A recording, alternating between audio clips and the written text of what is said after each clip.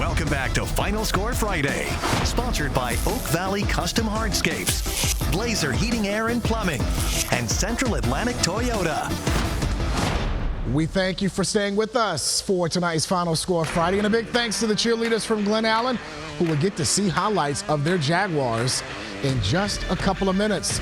At the start of the night, Glen Allen was one of 6 teams in Region 5C that was fighting for the Final Four playoff spots. They were 0.2 of a point behind Hermitage for the 5 seed and a 1.5 behind for the 8th spot in the region. Yeah, meanwhile, Douglas Freeman currently 9th in the standings, about 0.2 of a point from the final spot, currently held by Franklin County, which made tonight an elimination game of sorts between the two. This series tied 5 wins apiece. Glen Allen claiming the last 2 from the Mavericks, and they raced out to a 15-0 lead. Third quarter when George Davis goes up top just over the outstretched hands of the defensive back. He finds Nolan Chiswick for the 90-yard touchdown pass, and Freeman is within 15-7. Davis wasn't done either.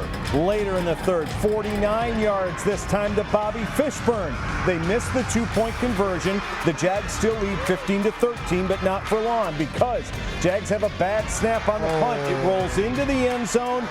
Recovered, but touchdown for a safety. The Mavericks tie the game at 15. We go to overtime. Glen Allen on their possession. Weston Kitley with a 21-yard field goal. Jaguars lead 18-15. Douglas Freeman, the sneak handoff to Hank Beach, making like Refrigerator Perry. Yes. In the end zone for the touchdown from 4 yards out. Mavericks win 21-18 in overtime over the Jaguars. What a finish there for Douglas Freeman. We head to the Central District as Petersburg made the trip to Prince George. The Crimson Wave started the night a half-point back of Lake Taylor for the #1 seed in Region 3A. Prince George jumped out early. Nolan Lee, a 7-yard touchdown run. The Royals have a 7-0 lead.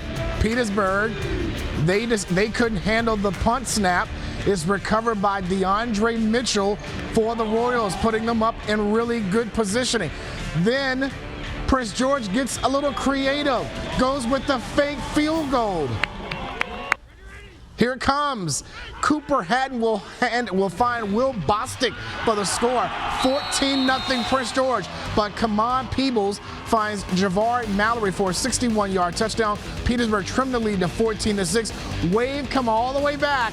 Win 28-21. They're guaranteed at least the 2 seed lane in Region 3A. We go to Chesterfield County where Summer's O will go as Clover Hill and Richmond High School for the Arts met, both in search of their first win of the season.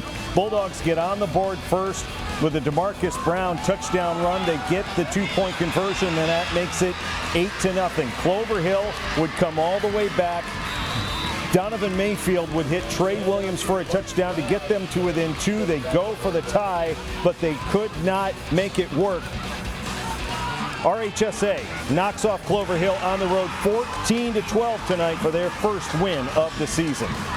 We head back down to the Tri-Cities as King William traveled to Colonial Heights. The Cavaliers started the night tied with TJ for the 6th seed. The Colonials will be the 8th seed in Region 3A. Third quarter, Cavaliers up 14. Cameron Hartsoe, the 31-yard touchdown pass to Thomas Lipscomb. Well, actually, the 31-yard pass to set up a Kamari Holmes 2-yard touchdown. Cavaliers up 28-21 at that point. Cavaliers, they get the victory, securing their spot in Region 3A, 48-21 the final. From last night, a huge game for Meadowbrook in Region 5C as they make the trip to Matoaca.